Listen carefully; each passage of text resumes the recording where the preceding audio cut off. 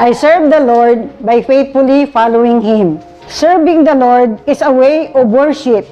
It will make you closer to God.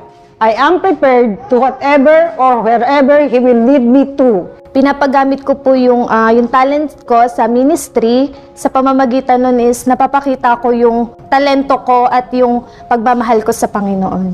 I serve God as an intercessor of the beloved. For God cares for us, so we must care for everybody.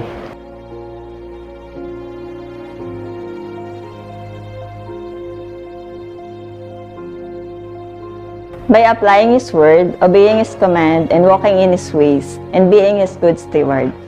Sa papuri po lahat sa Panginoong ginagawa ko, lalo na po sa trabaho ko na gusto ko po makita ng mga bata or sa mga katrabaho ko po na at the end of the day na makikita po sa akin na ako po ay may Diyos sa aking buhay, na naggagabi po sa araw-araw ng aking gawain. Sinusunod ko lang yung fruit of the Spirit niya. Yung pagmamahal sa kapwa, yung pagpigil sa sarili, at lalo-lalo na ipamahagi natin yung salita niya dito sa buong mundo.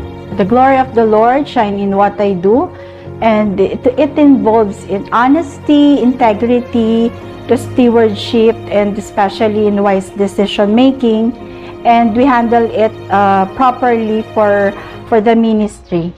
I shine because I shine because I shine because I shine because I shine because I shine because I shine because